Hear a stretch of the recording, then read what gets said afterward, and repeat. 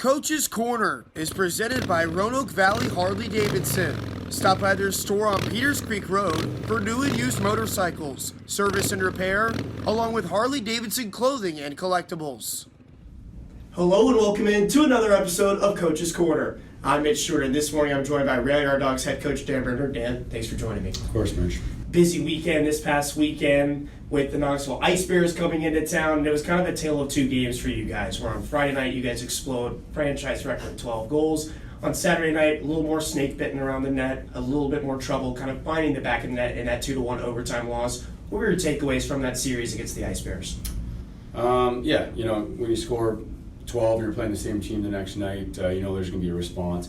The 12 is we were definitely seeing the puck well, moving the puck well. Our execution was the best it's been all year. At the same time, it was that Knoxville played a game the night before. They traveled in.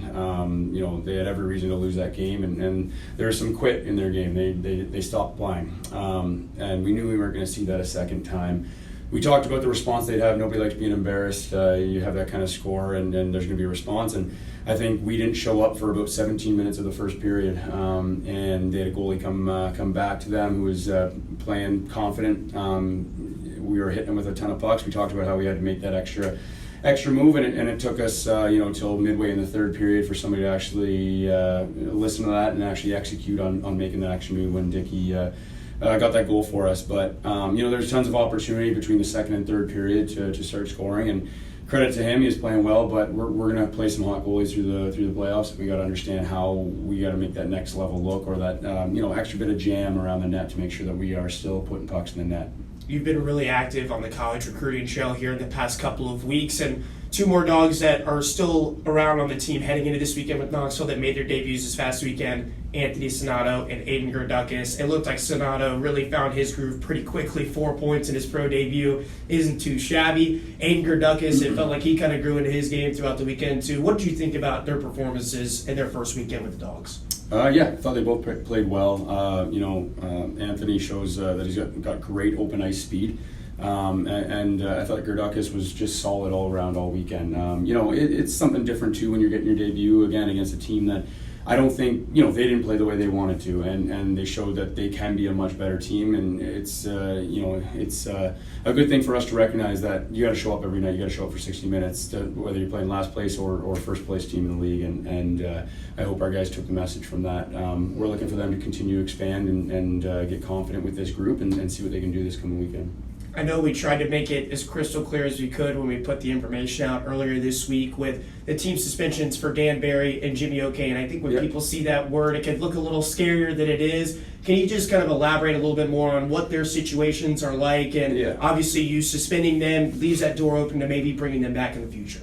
Yeah, I mean, when it says team suspension, I think a lot of people read into that on all the negatives that it could be, and there's a million reasons why you could go on team suspension. But those guys, they came in looking for their pro debut, their pro experience, and they both had great attitudes. They did everything we asked them. I thought they did some great things out on the ice. Unfortunately, they had to get back to school to finish up their degrees. But with the team suspension, when they have to leave the team, we're able to do that, and it opens up the opportunity to either protect them through the off season or at least keep them available to come back to us in the fall, and we'll keep those conversations open with both them. And like I said, they impressed in their limited time here, and we'll be looking for to keep that communication through the off season. Some big news coming yesterday. A lot of Dogs fans excited to see Don Marcinkiewicz and Xavier Filion back from their ECHL call-ups. How big is it to kind of get some of those impact pieces, a couple more difference makers back into the lineup heading into this playoff push? Yeah, I mean, they're both impact players at this level, and they showed that before their call-ups, both of them, and they're both playing really, really good hockey before they get called up.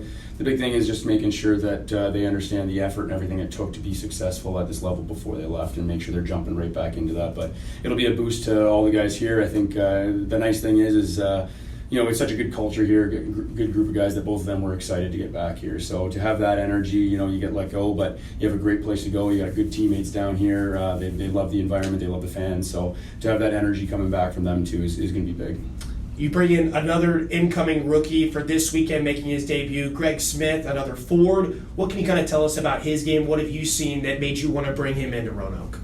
First day on the ice was today, but from what I understand and what he showed in the limited view today is good skater, good up and down the ice, good open ice speed, strong skater. A little different than we see. Sonato's a great speed all over the place. Dom, great speed all over the place. Good agility all over the place. I think Greg has a good strong stride where he's going to be able to carry that puck, hold the puck a little bit longer. A centerman too, a natural centerman the last few years, so we'll be looking for him to contribute a ton on the draws as well.